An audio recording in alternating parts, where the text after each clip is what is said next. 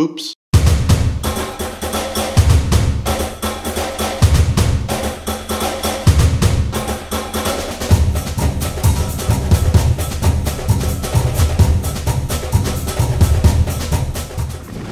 Hey, what's up guys, Roshan here and welcome back to another Clash Royale video.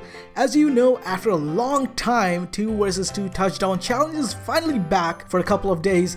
And you know, I'm one of those many people like you who love this touchdown event in Clash Royale.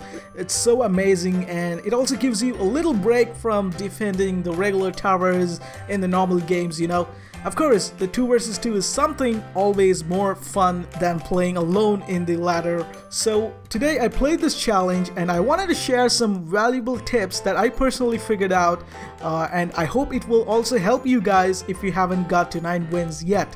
And before we get started, please leave a like, and if you're new to my channel, don't forget to subscribe and click the bell icon so you don't miss any of my Clash Royale videos or awesome 3D content.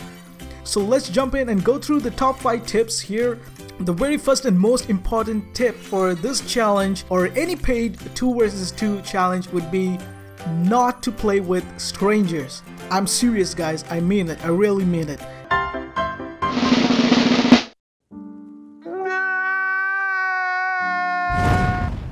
Don't waste your gems playing with strangers.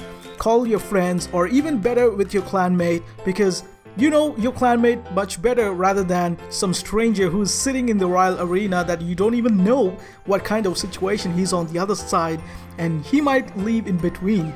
And yeah, it happened to me a lot, and I'm sure it happened to you guys a lot too.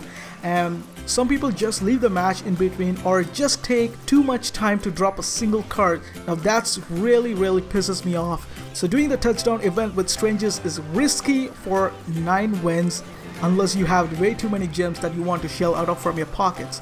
So yeah, go ahead. What the hell?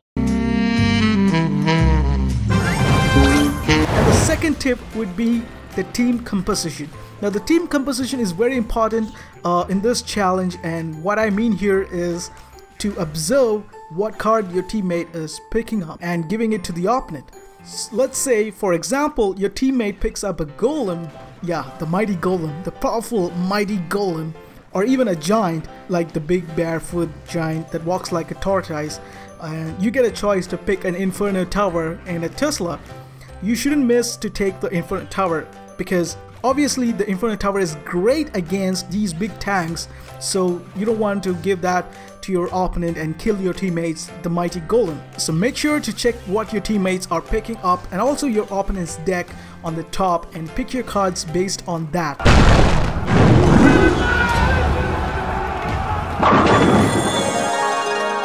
No! So moving on to the next one, the third tip would be picking the right cards. Now what I mean here is to not pick all high elixir troops. Just because they caused high elixir doesn't mean they're gonna back you up and help you in the arena. Keep in mind you're picking only 4 cards and the other 4 are given by your opponent. So if you get more high elixir troops from your opponent, then it's gonna be so hard to counter in the arena. So always be cautious with the cost of the elixir and choose wisely. I would say 1 or 2 high elixir troop is fine, like the wizard for 5 elixir is absolutely good for splash damage for both air and ground, and the giant or mega knight or even the golem. Come on man, who can miss a golem? The mighty golem is so powerful in this event, so go ahead for the golem. That's a pretty good card. But don't try to take both the giant, the mega knight, the P.E.K.K.A. and the golem if you get such choices. That will be really hard for this challenge and make you suffer in the arena. So yeah, the next tip would be placing your defense buildings. Now one thing I noticed from my teammate here is that he always places the buildings near the touchdown line, or I must say on the touchdown line at the bottom. Now that is something I would highly not recommend. It's absolutely a bad move there. Always try to keep a few tiles away from the touchdown line, because if your opponent comes up with a lava hound or a golem, you're gone, man. Your opponent or your game is done. It's gonna blow up and touch the line pretty easily, Even if you drop the troops, it can't help. It's gone. So always place your buildings a little away from the touchdown line, and that is the only thing I really worried with my teammate here.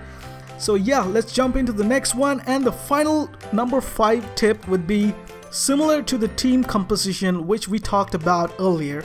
Always use quick pick option. Now I heard a lot of people don't use this option much, so always use the quick pick option to know what cards your teammate is holding to drop by or to help you. Now this is a very important in such challenges, because you can drop your supporting troop to help your teammate, like the wizard behind the golem. That will really help the golem to reach the touchdown line from the counters, because the wizard can help using the splash damage for the minion horde, or even the baby dragon. It can cause damage from behind the golem. That would be really awesome. And it's the same with the defense building, so make sure to use the quick pick option to know what your teammate is holding to drop by. So it's always better to know your teammate's set of available cards and make a move based on that. So yeah, that's all the 5 tips for 2 versus 2 touchdown challenge, and these tips are also helpful for other 2 versus 2 challenges based on the draft mode. And a huge shout out to my teammate Christian.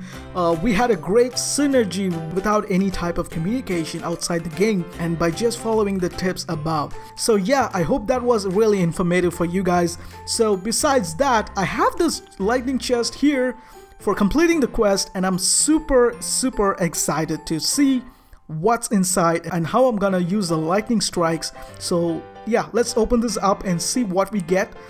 So we get 630 gold, that's nice, and 103 ice spirits. Okay, now that is something that I won't use much, so I will be switching that to some different cards. So here I have Ice Spirit, Inferno Tower, and Tornado Spell. So I wanted to keep the Inferno Tower because I'm saving it for the upgrade, as I told you in my previous videos, and I'm gonna strike the other 2 cards here. So I got a Hunter, and that is something useful.